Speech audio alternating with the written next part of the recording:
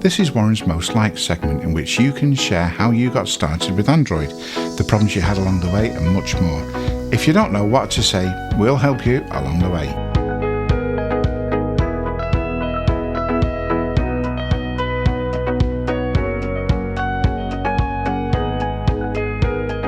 And now we move on to our final segment, and it's the Android Journey segment. So let me welcome again Harshid. Hi, Harshid. Hey there, Ed. Nice to be here. Thank you so much. Really glad to have you. Now, this is Warren's definite favourite bit, not me poking the bear this time. It's actually right. So I shall exit stage left briefly and let Warren drive this car. Cheers. Thank you so much. I'm sure driving the car. And now this is truly my favorite segment of the podcast or the episode. And so I'm so excited that my friend Harshid is coming on to talk about his Android journey story. He and I talk many a nights, especially about microphones and things like that. And I've been trying to get the cattle thief to come on here for quite a while and talk about his Android journey story. And every single time, he's busy. He's a very busy guy, does all sorts of things. And so I'm surprised that actually he's able to come here today. So here I welcome my friend, called the cattle thief, besides Ed, who is also a cattle thief. Harshid, tell us about your Android journey story, my man. I forgot the cattle bell. It's in the... forget about it. I'll get it later. Welcome, guys. So yeah, my name is Harshid Tivedi from Central Florida. And let's go. We're talking about Android journeys, right? So first of all, where did my phone journey start? Let's just put it that way. And behind me, I was able to wrangle up I think this is my phone from high school is what we would call it here. This is a Sanyo, and this was the first Sanyo phone that had a color screen on it, which it wasn't the best colors, or, it wasn't like fancy what we find on our touchscreens today, but it gave you your RGB color palettes. And the contrast and stuff was good. So I went in through this phone, went through a couple of BlackBerry phones, and LG flip phones for music and the Fusic. And after the BlackBerry, it was time where Google and Samsung and all these companies were coming out with their devices. And I can't find the S2, it's somewhere in the room, but the Samsung Galaxy S2 was my first device. And I guess I'll kind of stop by that, but if you have more questions, Warren, where should we go with this? So where are we in the, if we think of the world, I know this isn't Android, but if you think before talks and after talks in a Symbian world, is Symbian speaking phones alive and well when you've got your Sanyo, or are we earlier than that? I suppose that they were available. I think Symbian and the Nokia phones and stuff were definitely out. But for my vision, I have low vision, so I was able to kind of carry on with the magnification and to have the fancy ringtones and stuff from back then. So I think for me, a screen reader was not really a big a tool for me at that point. It was more about the magnification and font and the contrast. So the screens were a big deal for me. Makes sense, yeah. Well, so we had the Galaxy S2 phone here, and once I got into that, that's what introduced me to apps like Zello, like I showed earlier, where I kind of met with a few people and just kind of tinkered around. And I know people were using back then the Nexus 5 and the 6 around 2013, 14, 15, and it didn't pull me over there. Samsung was doing a great job with their screens, and was it Ice Cream Sandwich? It was 4.0, yeah, 4.0, I think it was. It had everything that was dark moded. It felt like, anyway, for today's standards, and it was one of my favorite operating systems. And then we came to Lollipop, and all of a sudden everything changed colors on me and readjustment. And learning how to use TalkBack again, I played with it, even though I didn't need it. I just try to force myself to understand it. And then even something like Select to Speak was something that I might have used. But I made do without a screen reader for quite some time. And sooner or later, TalkBack became a little bit more accessible. And back then, Samsung called it voice assistant screen reader. It was their version of TalkBack. And this is between when TalkBack changed from TalkBack to voice assistant and back to TalkBack. So way back when it was originally, of course, TalkBack, and that was probably the S2 days. I then carried on to an Galaxy S5, which is behind me somewhere. Rest in peace to it, because it has water damage and a cracked screen. Home button at the bottom, port at the bottom that was had a gasket on it that was supposed to keep it somewhat from water. Battery that is removable. So fun little device, lightweight, good size screen, I think 5.8 from back then. And then carried on to the Note 5 came out. Awesome phone, one camera, pen. I could write on it. It was high contrast, and again, drowned. But one of my favorite phones. And moved over from that and went. So that happened, and I had to emergency go to Best Buy, which is our shop here for electronics in the States, and went to go to the place and picked up a S8 Plus. And I was kind of sad because I wanted to get the Note 8, and it wasn't out yet. And this is about summertime, 4th of July weekend.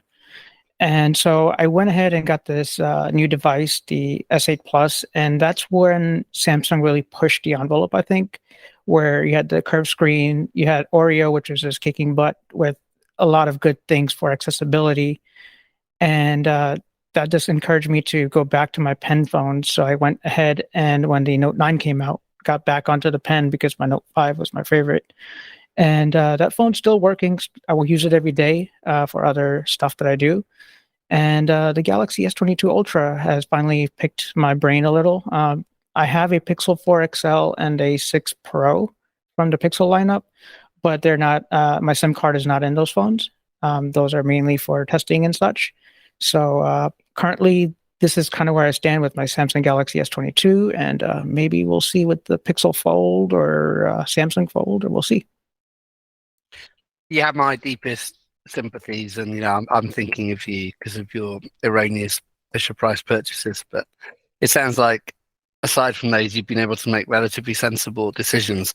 You did just gloss a couple of issues, though, and I wonder if you want to explain to the listeners how these things happen. You sort of said your phone's drowned as though it was almost their fault, or at least you did not expand on your own part in their downfall.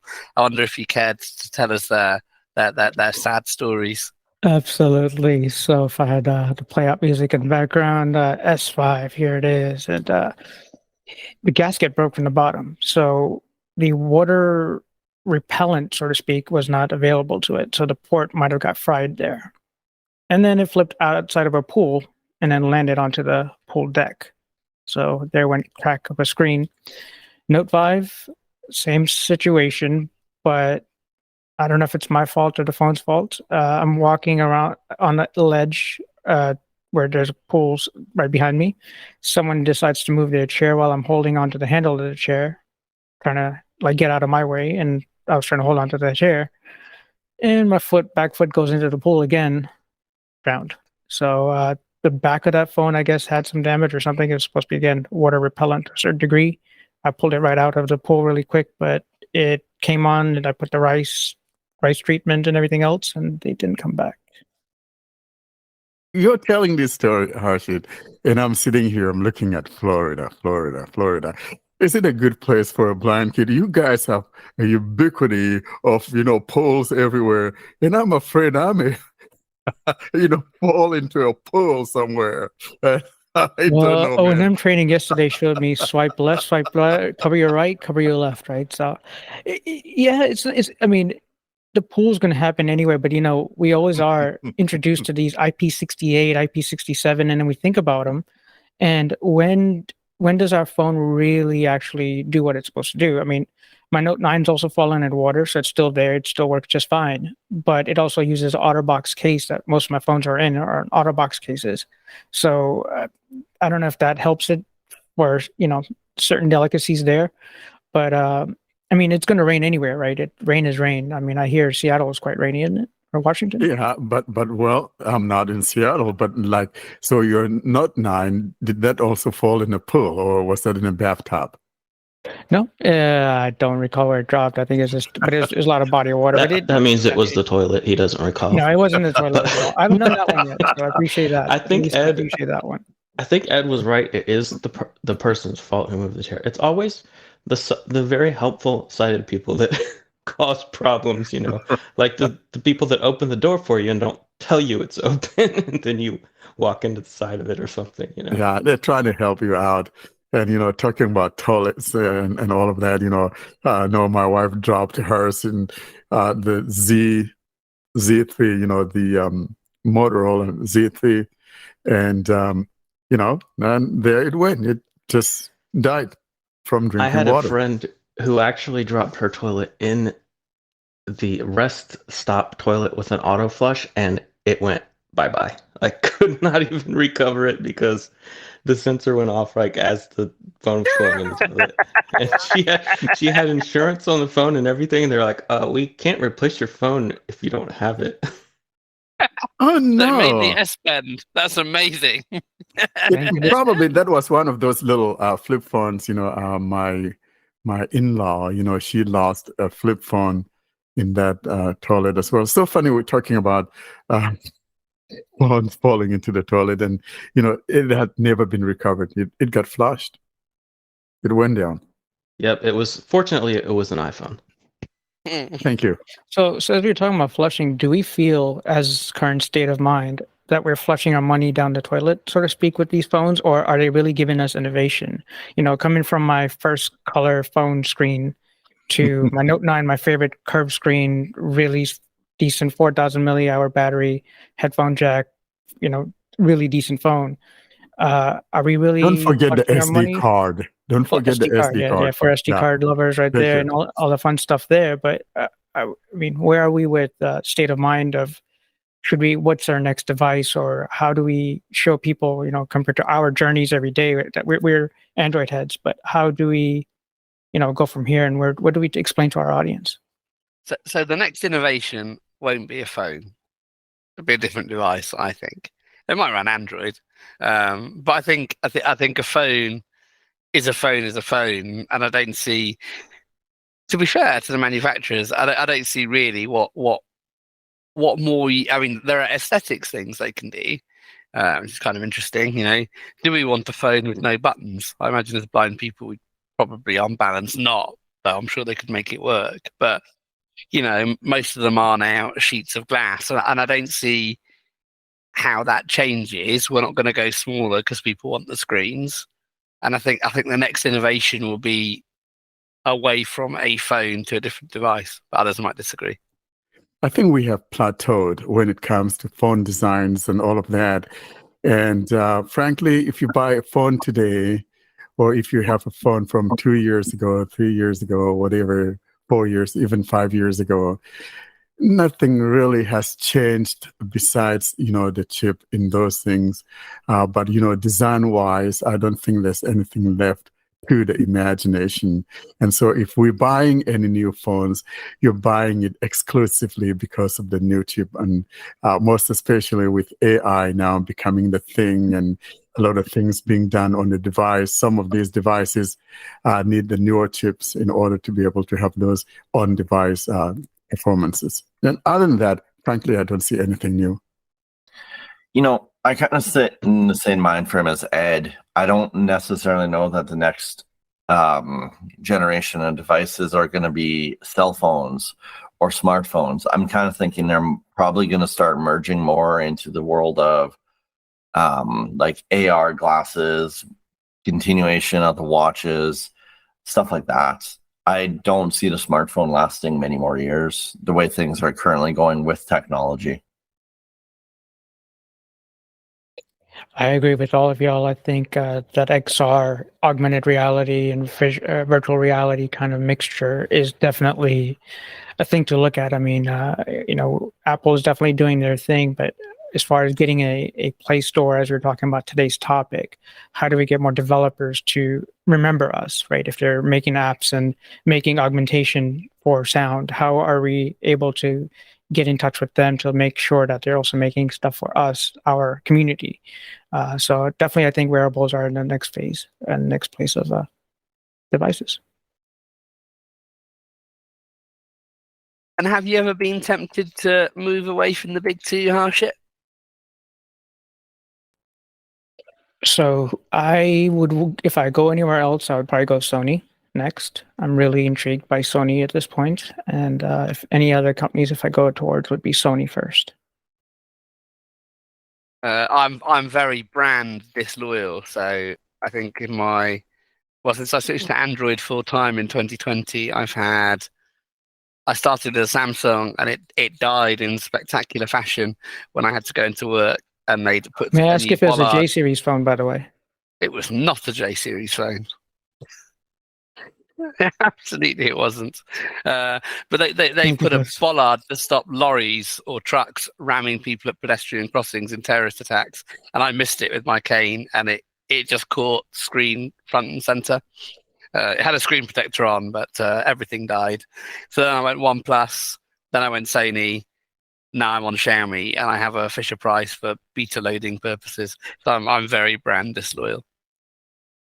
How are you liking when you were between that Sony shift? How did you enjoy that? I like the Sony. It's a really nice phone. I wanted to try Xiaomi though, and it's a little bit more. It's ever so slightly more up to date. It's a bit more of a challenging phone because you have to kind of curb some of its tendencies and turn off some of its optimizations. What's really interesting though, and I hadn't clocked this, but my step sister-in-law is admittedly a software user tester for a big US IT firm, and I wound up setting up my Xiaomi on Christmas Day when I saw her, and I passed to the two phones to say, which do you think is the better phone, generally, not from a screen reader perspective, and she much preferred the Xiaomi in terms of usability and knowing where stuff was, and fonts and screens and stuff, which I was quite surprised about. Yeah, I'm definitely thinking that Xiaomi has a good place. I've talked to a couple of friends from Egypt and stuff, and Xiaomi definitely a good brand there in India. I'm sure Austin's using brands as such out that way. What's quite interesting though is between Xiaomi and Vivo and all of that is the extra additional features, as we were talking about earlier, like IR blasters.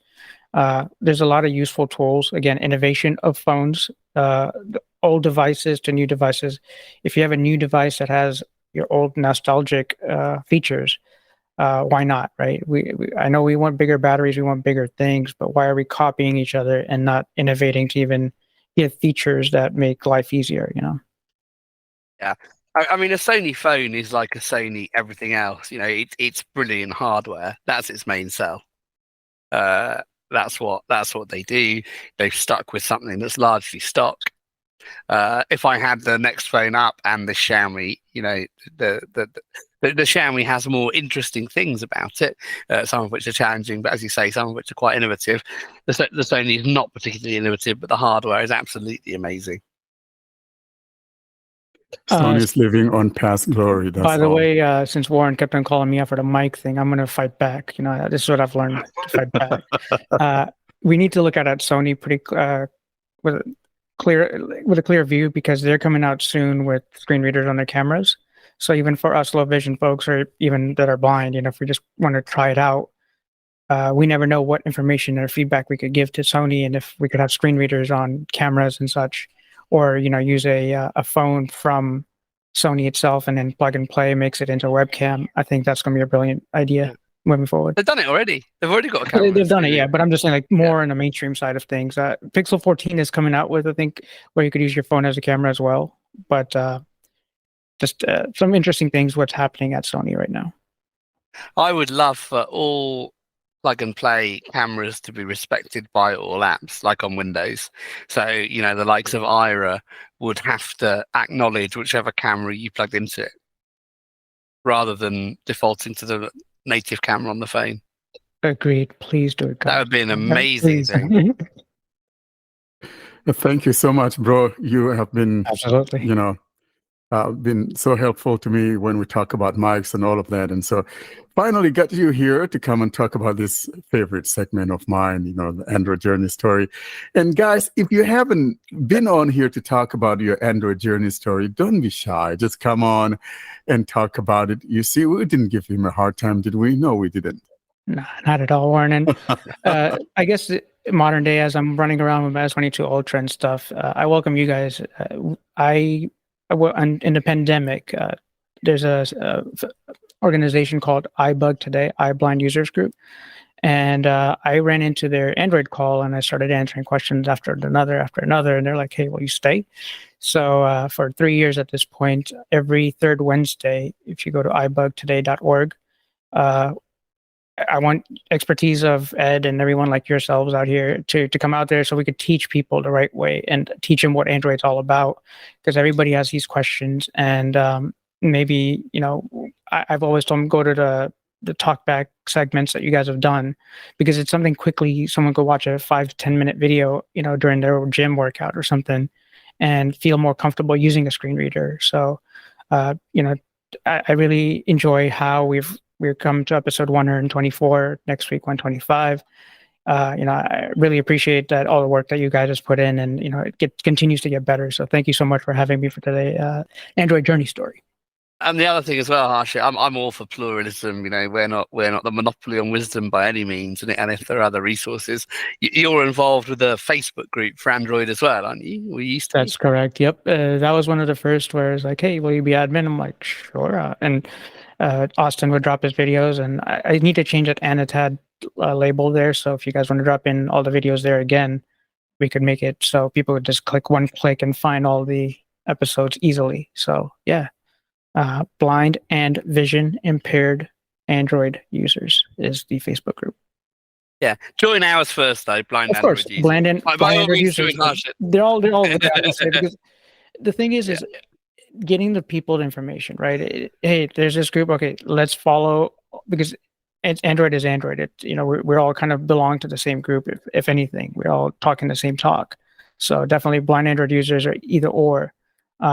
But definitely, I would say for anything that's more valuable to me is go check out their YouTube channel and go check out the playlists and stuff, because if you need to go back, that's where the gold is at. And I want to mention the fact that iBug Today, I've been there a few times. And as a matter of fact, I think I posted the URL on our Telegram group too, because like you said, every third Wednesday of every month. So, you have some time in the evening. Usually this happens. Is that like 7 Central? I don't remember. Yes, it's I'll give you the Eastern time since I'm on Eastern time, but 8 to 9:30 Eastern, 7 to 7:30, or 7 to 8:30 Central.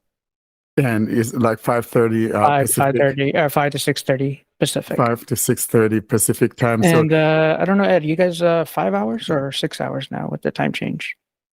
5 on Eastern, 5. So it's like, okay. Yeah. So by that time, though, 1 o'clock, if you want to join after a few drinks at the pub, join in and talk Android. Yeah, and a kebab or something. Yeah, it'd be absolutely buzzing. Probably Ed may be awake. Who knows? But seriously, we thank you for what you're doing for the blind community on iBug Today. And so, like I said, if you have some time in the evening just trying to kick back, every third Wednesday of the month, you could just join these guys and just chit chat about Android and the good things about Android and all of that. Because when it's all said and done, we're helping the one same community, and that's the blind community. And I'm so thankful that we have other resources out there for our community. Thank you so much. I appreciate it. Thank you, Warren.